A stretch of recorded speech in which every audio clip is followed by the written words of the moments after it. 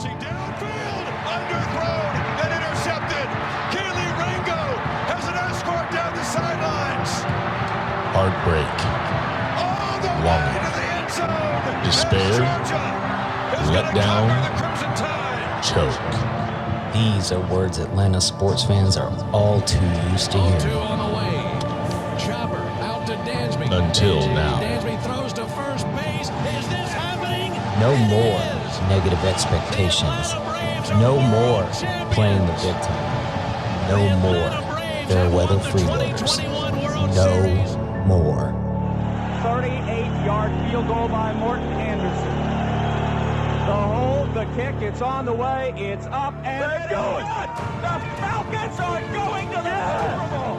The Falcons are going to the Super Bowl.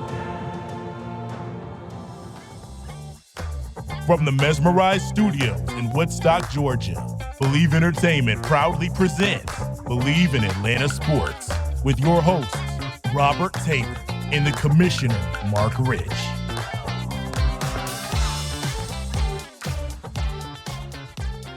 Greetings and salutations, Atlanta sports fans. How the hell are you, man? How are you? I'm wonderful. How about yourself? Man, I'm on top of the world, looking down on creation. And for those of you that don't know, yeah, I just referenced the Carpenters. What of it? Anyway, welcome to the big show. You know why? Because it is a big show. Even though we're just starting out, we are a big show. This is going to be a big show, and we're kind of a big deal. Yes. Well, you know what? People don't, maybe you don't know this, but Believe is really, believe, however you want to say it, Believe, Tim, the owner here at Mesmerized Media, along with Jared, his phone calls it Blev. You know, his little personal assistant on his phone. I don't know if he's a Siri person or does Samsung, I know Samsung has that, but does it have a name? I don't know. It's not Alexa. Jeeves or Hobbs. It'd be cool if it was Hobbs. Anyway, some people, when we were when we were getting this show together, and by the way, it's not even near together. Bear with us, please. Yeah.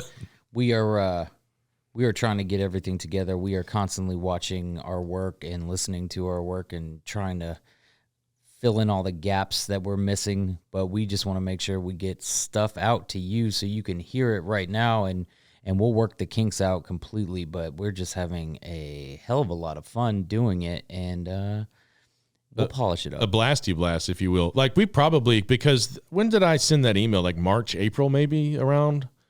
I called you and said, hey, man, guess what's in my email inbox? And I told you about Nick and them saying, hey, yeah, we'd like to get you guys on here and get this thing rolling. Yeah, that sounds about right. I don't remember exactly. It feels like it's been a while, but like it's been just a blink of an eye since the go ahead, and since we ran the teaser episode. It feels like so much has happened in that short window of time, getting everything together. But getting all the social media up and running and getting all that stuff together is just stuff that you don't normally think about. That there's a whole lot that goes into it, and it's time consuming. It's a big deal, really. But it seems like we've been talking about this and doing this for a while. So we're just gonna keep giving you stuff and keep tweaking and making this thing as good as possible. Yeah, and we want to hear from you, like we really do. Like, please. Seriously, comment on YouTube or comment on our Facebook page or Twitter.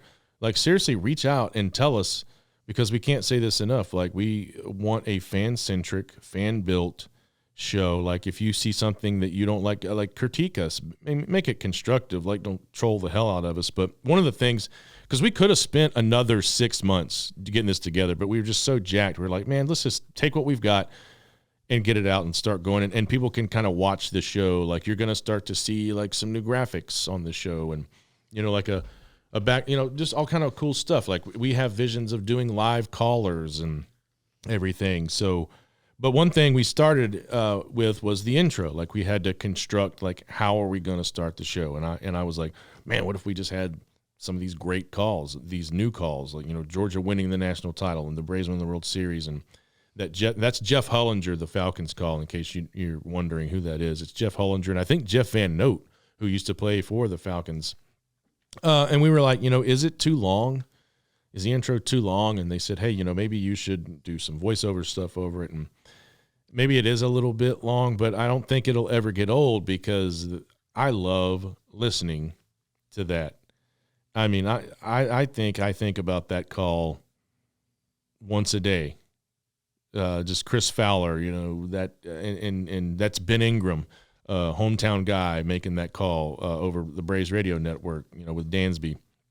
And it makes me feel proud to be an Atlanta fan. And I think we're going to keep that for a while. But kind of moving on. Until the hairs on my arm stop going up in the air, we can leave it. Yeah. And because, like I said, I think, we'll have a little more fun. We got this cool little thing over here. We're gonna go to Dreamland. And we're gonna dream about a world where the Braves have struck gold again with this Vaughn Grissom kid. He launched one out over the Monster, but AA has got like discount prices for our talent, and and again, it's exciting to have happen. And you didn't know there was going to be a quiz, but there's a quiz. I hope you're ready.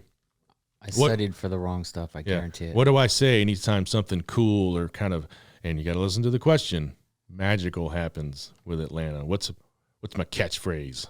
Well, what's going to go viral? What's everybody going to be saying by next season?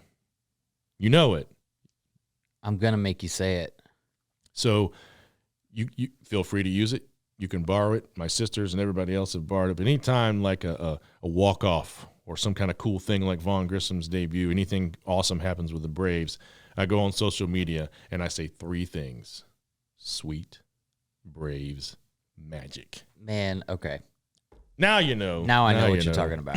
That's my bad. So we're still in, far off dreamland where he pans out and he's a stud and it looks like he's going to be.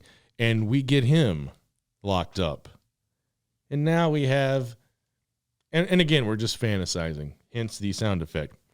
Vaughn Grissom, Ozzie Albies, Ronald Acuna, Matt Olson, Austin Riley, this crazy pitching staff. Like, it is exciting to think about how good we could be if things play out the way that they seem like they could play out. I mean, this guy was stroking, we said it last episode, he was stroking the ball down in Double-A at the tune of 363.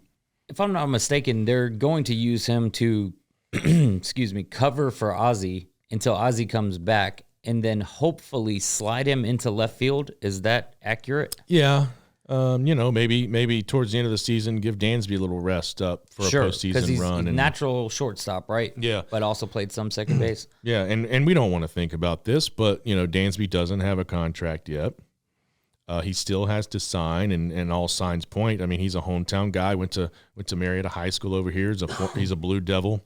It would really piss me off if Dansby goes somewhere else. He's just got one. Yeah. He's one of those guys you just feel like is a Brave. I don't think he will, but again, with the whole Freeman saga, and we're gonna throw our hat. I know it's old hat and it's been talked about and beat to death, but people may be wondering we what we haven't think beat about it yet. So yeah, we haven't beat that horse yet, but not today. So I think the deal gets done, but until the deal's done, like with Freddie, we just don't know. But I'm pretty sure, and again, I don't know Dansby, but it seems like he wants to be here. Again, he's married, kind of seems like he's setting down roots, and the guy's good. He had a great season last year, and again, because it's a contract year, it happens all the time. He's having one of the best seasons of his career. I like him. But you remember when everybody didn't like him at the beginning of the year? Oh, yeah, the Boo Birds and the Twitter GMs who, thank God you're not running the team. You had already traded him away. He had one of the hottest months in all of baseball. Like, God forbid the players enjoy themselves after winning the World Series. But I get it. I was like, oh no. God forbid did anybody practice? Yeah, and God forbid they develop, and work out problems. We talked about this in the last episode because I said the same thing.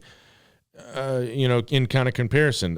Dansby was knocking the cover off the ball. He was hitting the ball hard. They just weren't falling in for hits. He wasn't finding the holes. And then guess what? Lo and behold, he did. And he was, and this is not even an argument, he was the best player in baseball in the month of June. Crushed it. No Crushed question. it. And then Austin Riley led up with a monster July. By the way, another fun fact from me. Riley became the first Braves player to go 30 home runs, 30 doubles in back-to-back seasons since Chipper did it 4 seasons in a row from like 98 to like 2001. Didn't he also break Hank Aaron's extra base hits in a month? No, he tied it with the fastest to get there at 111 games. So, but 1 month total extra base hits in 1 month. I think Hank Aaron held the record for the Braves, and I'm pretty sure Austin Riley broke it. You got me on that. If he did, that's great. But so I got some notes on here. Got to open this thing up. But hey, we were. This is what's so fun about sports, man. We were talking about what we were going to kind of start on in this episode on, and we said, no, well, we don't have a lot of Braves. I think we pretty much covered it, and here we are talking about the Braves. And this is going to happen a lot. Stream of damn consciousness with us. Yeah. But that's what's going to make it fun. But so, yeah, I mean, so we'll end the dream now, and we'll kind of go into something else. But, yeah, it's so exciting. What a great time to be a Braves fan. I've always said it's what a great time to be a Braves fan, but it's kind of seeming like this run could be even more special than that first 90s run. It just seems like the chips are falling in place, and and again, you've got to give. Even Michael Harris is not a guarantee yet, because we could talk about Jeff Francoeur, who nice guy, hometown guy. Come on the show, Frenchie. Yeah, hey, yeah, come on. But had a good career, good baseball player, but he was on the cover of Sports Illustrated, The Natural. They had kind of said he would be like the next Dale Murphy. He was going to be this huge superstar. Still had a solid career, but they were kind of lining him up to be a Hall of Famer. Jason Hayward, same thing. Still a good baseball player, is up there with the Cubs. Now, the Cubs have already said they're done with him after the season, but didn't quite pan out. Again, this is not Braves FUD. These are just facts. We live in a real world. We got to live, have real world expectations. Sure does seem like Michael Harris is going to be a pretty darn good ball player. Absolutely. But we've got to wait and see. Still a little early. He's doing well. He hasn't really quite slumped out yet. He's batting around 288, maybe a little higher. But got to see Vaughn Grissom. Got to get him in here. But just an exciting way to jump in with that home run. And that leads us into our housekeeping. The Powards behind the camera here say they can clean that up, but we had a cool little clip for you of him hitting that ball out, and it was a disaster. I thought I texted it myself. I couldn't find it. I found it. Whatever. But that's what we're talking about, too, to go back to our point starting the show is we got so much planned. I mean, we want to have 5 days a week, live, callers, so many cool things planned, so many things we want to do for you, and just because it's fun and we have the opportunity to do it. But ultimately, like we've said, again, we're going to kind of be repeating ourselves a lot, is we think there's room in this town. It's a 2-horse town. They say 1 horse, but right now it's a 2-horse town now for Atlanta Sports Talk. You got 680 and 92.9 pretty much. We just think there's another corral that we could. The 2 horses aren't us and everyone else? Well, we're going to be leading the pack soon. You best believe, because we're funny guys. We're good enough.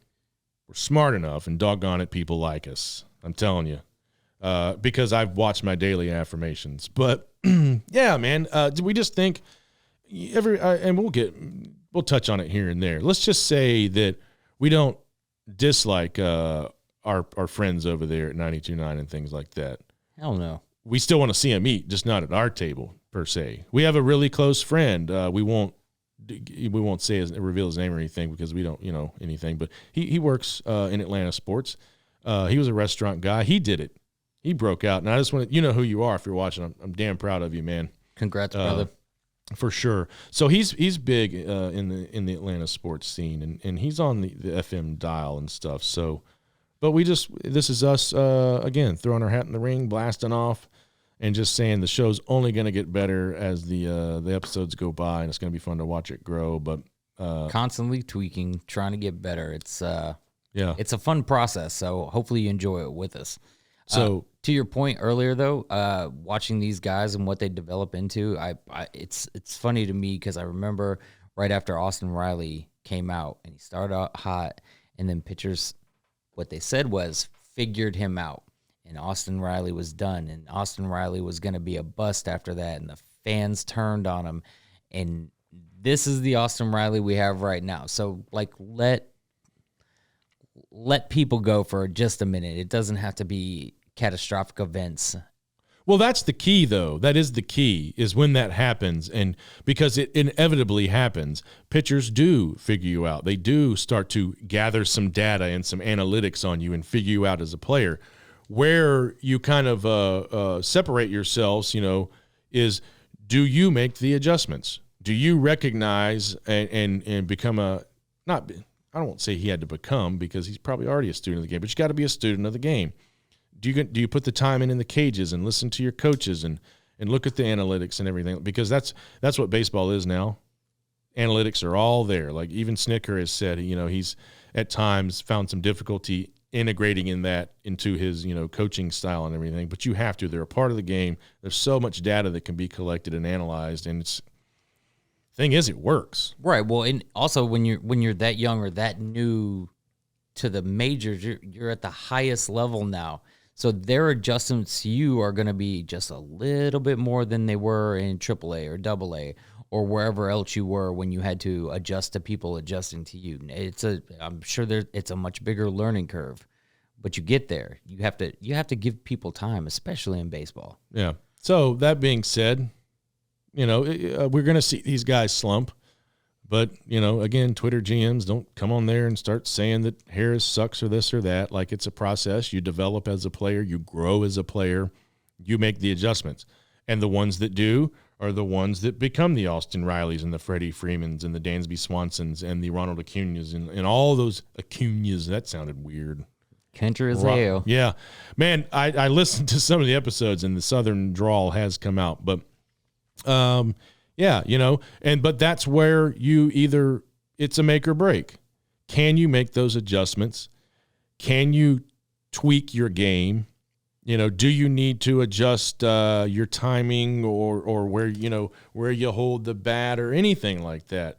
And if you do, then you take off. You become a star in the league and you make a lot of money. If you don't, you kind of bounce around here and there and you have a cup of coffee and you might play 10 or 11 seasons, but it's not, you don't quite, become a household name, a superstar. So again, just to wrap it up, because we got to move on to some Georgia football, because, we just had a Falcons extravaganza leading into the Lions game. And by the time you see this one, that game will probably already be over, but, we'll talk about that at a later date. But, yeah, we got some Georgia stuff because they're playing football too. They're getting ready to kick it off. And we're going to do another episode. Today's maybe kind of like another teaser episode of, things to come. But the commish here, he already said before we started filming this show that he's got to go back to the laboratory, get some notes, and do some deep dives so he can bring you the best quality content and information available. But to kick it off, I had not seen this yet. I saw a tweet, and I think it was from Israel Troop, actually, that actually tweeted it from the Georgia podcast. I think it was him. But I saw a picture of Stetson Bennett last night. He did not look like Stetson Bennett. Chiseled, tatted, clean fade. Yeah. He looked like he could be play quarterback for the Mean Machine. He looks angry. And he's got every right to be, and I'm going to tell you why in a minute. But he looked like he had something to prove. I mean, he just looked tough. Last year, he looked kind of like, Stetson Bennett. The boy next door is going to come over and play some football. He's a nice kid. I don't know where that dude's at now. He gone. This guy looks like he's on a mission to prove some people wrong, because guess what? As much as, and I got to tell on myself, I got to tell on Mark a little bit, as much as we're telling people, hey, be supportive, to don't be no negative expectations, blah, blah, blah, blah, blah. We were kind of those guys. We were not big Stetson Bennett fans. The guy he had a fan club, but there was, for every member of the Stetson Bennett fan club, there was a member of the Stetson Bennett haters club. He had a lot of haters because, JT Daniels was here, and, a lot of people are still mad Justin Fields left. Now, he would have been long gone anyway, but they thought he should have been a guy that stuck around. And there were some other guys that they felt like should have had the job. But the fact of the matter is Stetson Bennett and no one else, he alone, not alone, he did have help from a really stout defense, but he was the captain of that offense, and he took us to the promised land, and he got us Georgia's first national title in over 40 years. And people also said, thank you, mailman. People also said that they wished he would have ridden off into the sunset. And I'm like, yeah, me too. Even Mark, kind of me too. But I've had a change of heart, and I'm like, screw that. Stetson, I'm glad you're back. I'm glad you're here. You're my guy. Good for you. Congratulations. But I also tell you this. This is, and I'm kicking myself now because this should have been a story, and it will be. Let's not say should have been. This will be a story you need to tell your children and anybody else looking for inspiration in life, because this is what he's wanted since he's a little kid. He's wanted to play quarterback at UGA, and he did it. Don't be afraid to chase your dreams. Don't be afraid to go after what you want, and don't block out the haters and just keep going, because what a great success story. Underdog. We should love him because Atlanta's sports, they've always been underdogs. Like, he was the underdog, and he did it. But now I'm telling you, that dude is jacked, and he's ready to come out and smack some people in the mouth. Man, the best thing I saw on the internet was the side-by-side with him and with his curly hair and his like loose-necked suit and tie. And left side it said, the guy you want to take your daughter to prom. And on the right side is his new picture, and it said, the guy you're afraid is going to take your wife to prom. Yeah, man. And it's accurate. I think, and, and I got some notes here, like one of the big questions was, how's he going to do without that stout defense? Because let's not kid each other. Without that defense, Georgia doesn't win the national title last year. But here's the thing. I think they kind of held him back a little bit. Yeah. Do you even play the same game? Do you play the same game without that defense? That's just generational defense. So, like, you can't take that away from him because the defense is so good. Look at what he did on offense. And I've heard it all. I've literally heard it all from last year. And the people coming into this year saying that he shouldn't be quarterback, we should be, grooming somebody to take over. Like, I don't understand it. If Kirby's good with it, again, please stop telling me what should be going on. I trust Kirby. Look where we are. I'm good with it until you prove me wrong. Everything's fine. But we do have guys waiting in the wings. So if for whatever reason Stet doesn't work out this year, we do have guys to replace him. But I'm not even thinking like that. Gotta trust Kirby. What has Kirby ever done for us to not trust him? That's what I'm saying. And I honestly, talk about whether or not we wanted Stetson as the quarterback. I wasn't upset that he was going to be the quarterback with whatever we were doing with JT. I was more confused about what the situation was. All the talk was about how JT Daniels was going to lead this team, and then all of a sudden it's Stetson Bennett, and it worked out for us. But still, there was a lot of question marks. So just because you don't understand what's going on doesn't mean you know better. But either way, it all worked out for us. I'm excited to see what he can do this year. Hopefully they loosen up the reins, because I think you're absolutely accurate based on how awesome our defense was. They probably did hold them back. The offense looked very vanilla at certain points last year.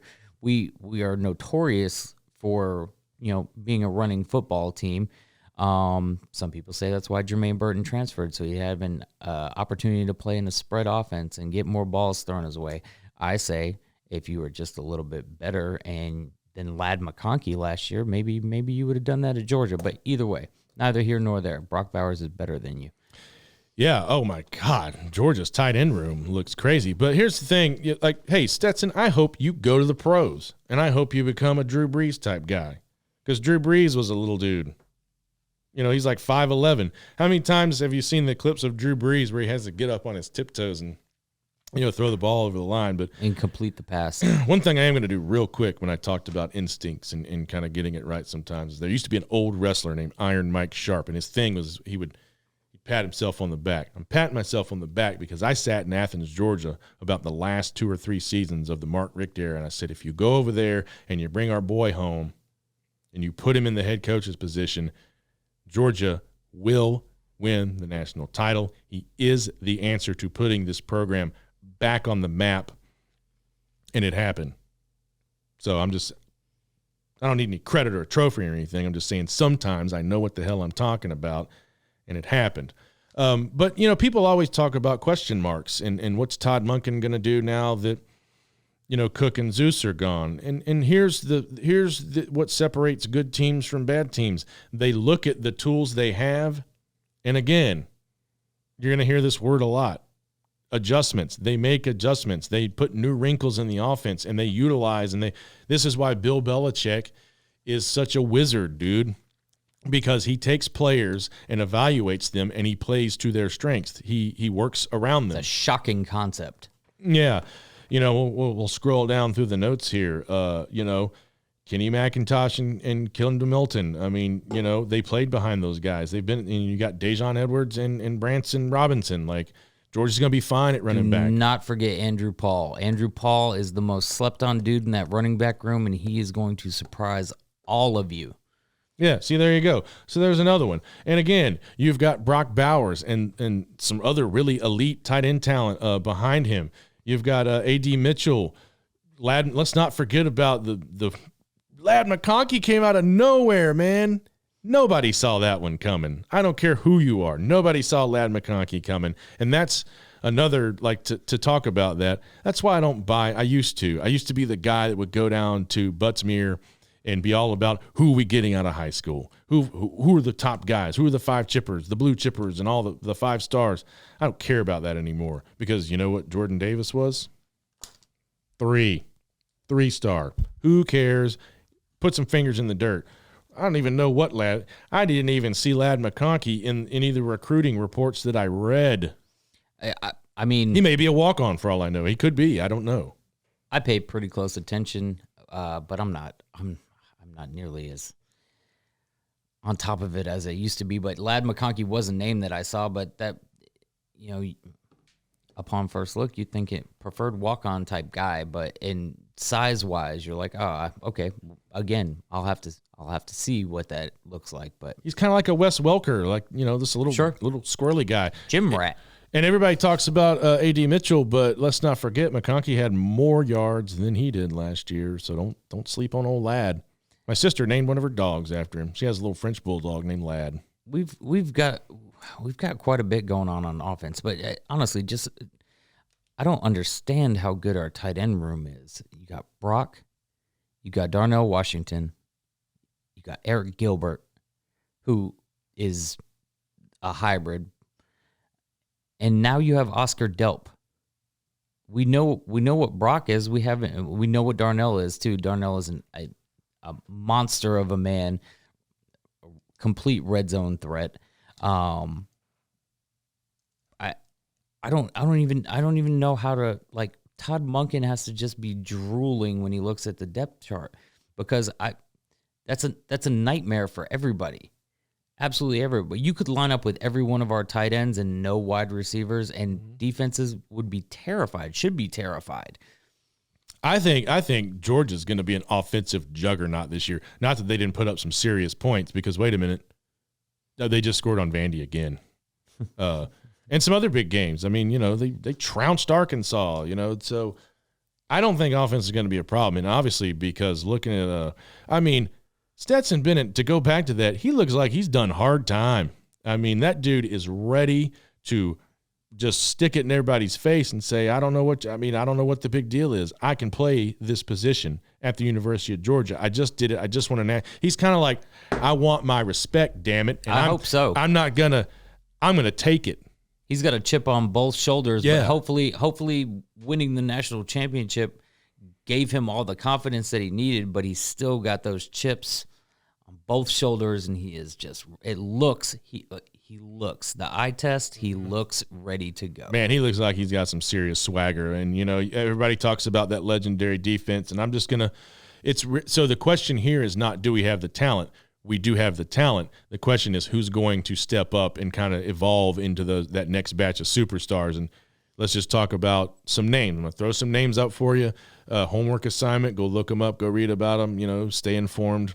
Don't stay too informed, though, because then we don't have anything to do. We'll just be talking to ourselves, which we would do it anyway. So Zion Logue, Nazir Stackhouse, Sean Washington, one of my favorites, this name right here. I think he's going to be a big old superstar, and we're going to talk about him because he's got a cool football name. Bear Alexander. Stole him away from the Tide. Tyrion Ingram Dawkins, Trammell Walther, Michael Williams. All great depth, you know, and they're going to be up-and-comers, and they're in the system. We've got arguably one of the best defensive coordinators. Well, actually, we do have one of the best. His name's Kirby Smart, defensive guru who learned from Nick Saban. But in that room also, we got Will Muschamp. And Glenn Schumann is no slouch either. I know Dan Lanning went to Oregon, but hey, man, it's kind of like the thing that Nick Saban does all the time. It's a constant coaching carousel over there, and he rotates guys in and out. Losing Dan Lanning, I was kind of hoping he'd stay, but hey, man, he's the coach at Oregon.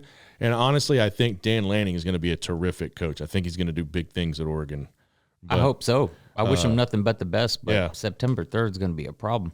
Yeah, in the bins, Dawgs, Ducks. And, you know, another thing, too, is it was a big-time transfer. He was hurt. I think he got to play in like a final 2 games or something last year. But Tyke Smith looks like he's healthy, ready to roll, and we get one solid season with him. You know, I think he's going to be fine. You talk about that defense from last year. One of the things that I'm sticking with, I really feel like it's going to be this way. Now, when I say flip-flop here, I don't mean that our generational defense is now going to turn into a generational offense. I just think that we're going to have really good on both sides of the ball, but the balance is going to shift. So the offense is I think going to be outstanding, and I think we're going to have a top 5, top 7 defense in all of the NCAA, but I just think the balance shifts just a little bit, and I think you get very similar results. Yeah, and speaking of defense, you know, like the star position, that's William Pools to lose. You got Christopher Smith, Dan Jackson. Let's keep going down the list. You know, you talk about you know, Keely Ringo's back at cornerback. Who's going to play opposite of him? You know, don't forget the guy that they said was possibly the best player on that generational defense, but couldn't leave for the NFL. Jalen Carter. Yeah, they say he's, you know, of those guys, those 5 first-round draft picks, they say he's even better than them. And then Nolan Smith decides to come back to anchor the linebacking core. It's a good place to be. I know everybody talks about how great Alabama is going to be this year too, and sure, I mean you got Jermaine Burton from us, you went and got Jahmyr Gibbs from Georgia Tech. Like Alabama's always going to be good, but don't think for 1 second because you had to make moves in the offseason to fill holes, and we didn't. Don't think that immediately makes you better than us. And you look on paper and you just assume because they're Alabama that they're going to be the best, and that's a fair assumption because Nick Saban is an amazing coach, and that's happened for a while. But I'm not shaking in my boots ever again, ever again. Listen, good now because you heard me say this for years, and you know that I have been the fan, and I got some buddies. They call them we were at the Georgia-North Carolina game in the Dome. And I think it's because I love them so much, and I was just so tired of getting embarrassed over the years and just losing those big games and everything. You want to talk about choke? It's no secret Georgia has choked. They have choked out, and it's been a thing. They started calling me Tar Heel Rob because North Carolina kind of started whooping up on us a little bit, and they were kind of threatening And I was just like, man, why does this always happen to us? Why do we always have that pistol that we shoot ourselves in the foot with? And it's the famous pistol. Everybody knows about it. We threw that thing in the dumpster, baby. It's gone. Because I said all Georgia's got to do is grab the brass ring and break through that glass ceiling, and it's game over. It's dynasty mode. And if Georgia didn't go out and get the players you think they needed through, transfers or whatever else, it's because Kirby Smart and the rest of the gang said, we got it right here in the house. We're okay. It's cupboards are full. We don't need to go shopping. You saw those, growing up, your high school T-shirts or whatever. Like, you don't rebuild, you reload. Yep. Georgia's going to be fine, man. Georgia is going to be fine. Some jackass said that Tennessee was going to roll in here and beat us this year. Even Hendon Hooker said, it's so funny. He said Tennessee's offense is going to be unstoppable this year. Well, I don't know. I mean, will Tennessee see some improvement? Yeah, but I don't know if they're going to shock the world. I love it. I love hearing all of it. Here's the thing. If something crazy like that happened, and to me, getting beat by Tennessee this year would be crazy. But so would getting beat by South Carolina. I think Takeo Spikes said we were going to get beat by South Carolina. Like, hey, you know what? If you want to roll and say that you want to pick a team that's projected to do really well, and then pick one team on their schedule and roll the dice on your hot take panning out, like, that's fine. You be that gambler. I don't care. You lose a little bit of credibility, and if you have a specific reason, please don't let that reason be Spencer Rattler. Don't let Spencer Rattler. If Shane Beamer and changing the culture at South Carolina has got you amped up, I can roll with you on that one. I love Shane Beamer.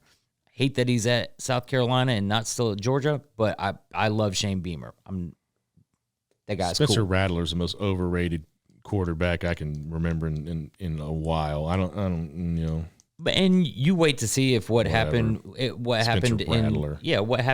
Oklahoma is a Lincoln thing, or who knows what happened there, and maybe Spencer is what everybody thought he was going to be, a preseason Heisman candidate when he was at Oklahoma, which just fizzled and died real quick last year. Anybody remember the Red River Shootout this year?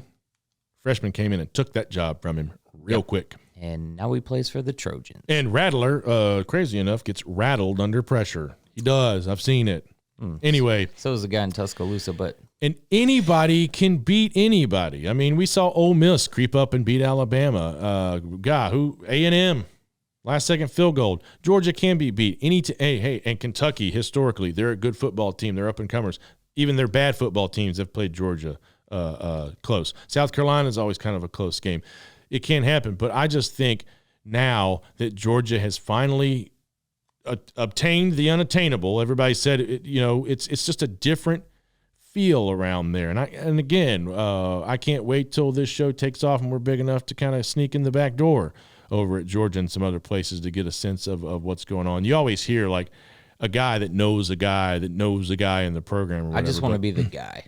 I think the attitude around there is way different now.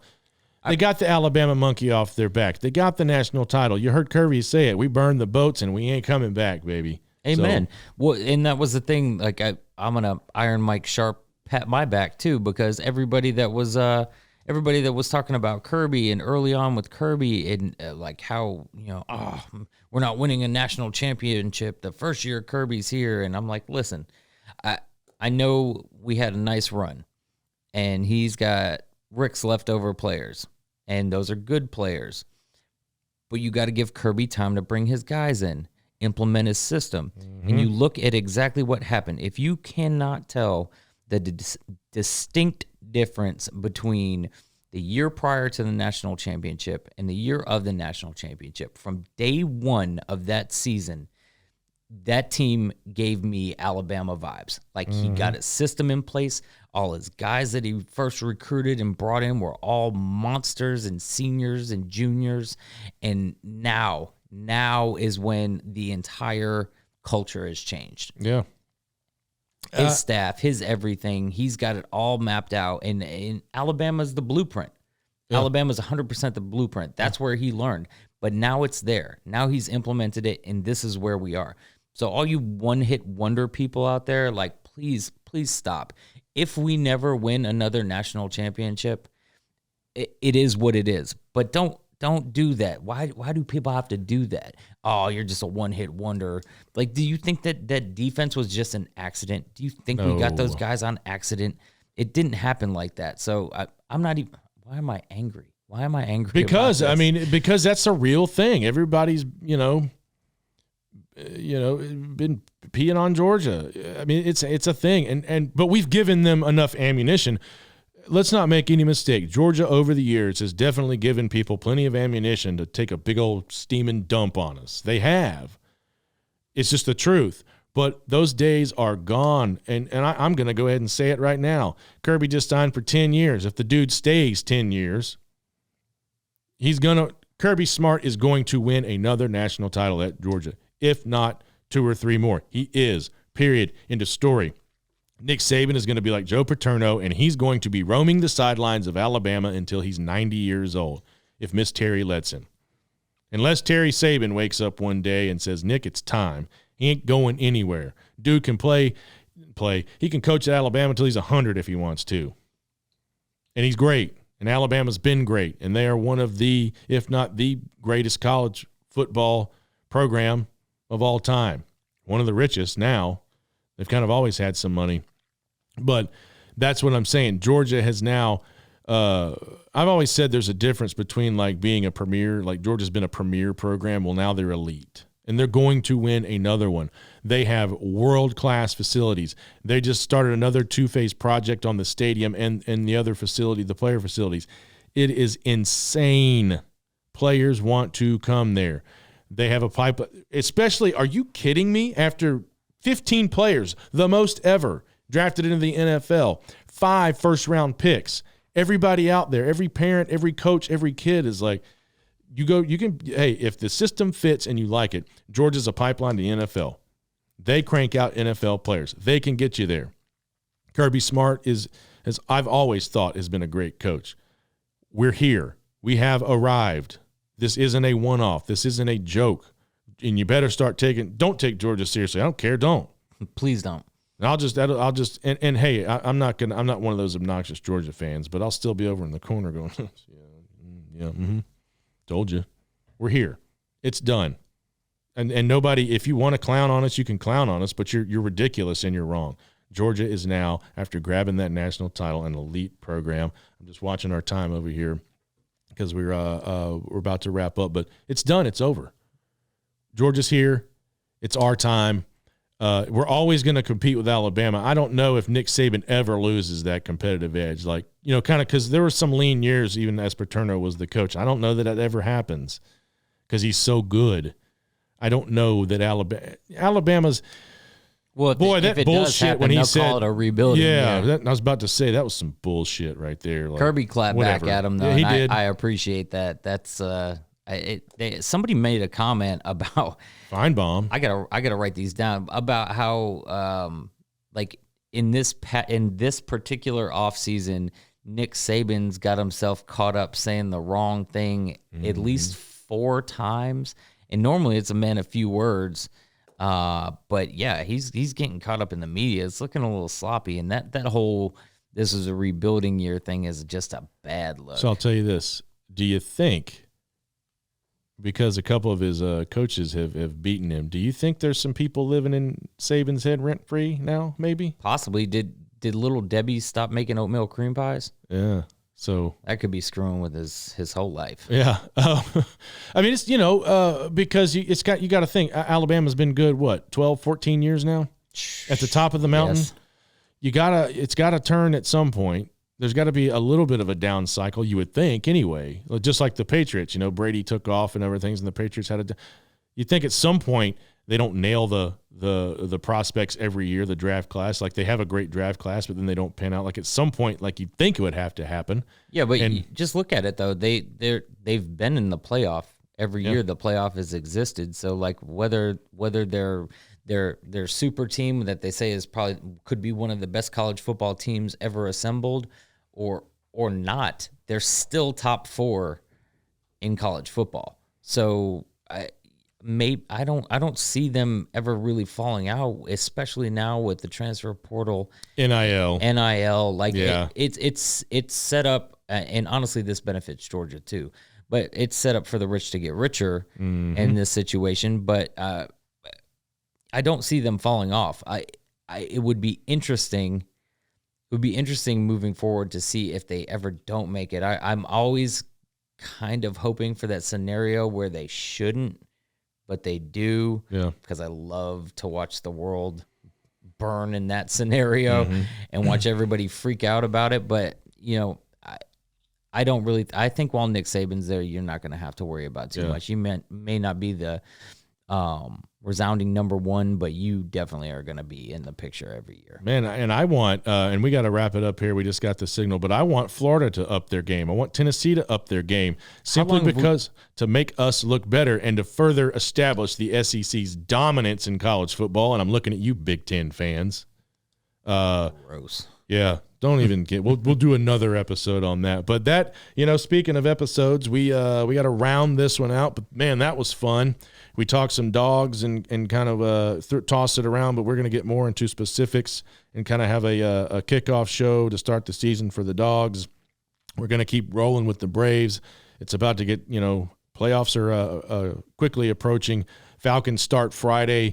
So, guys, have a safe weekend. Have a good weekend. We love you. We need you.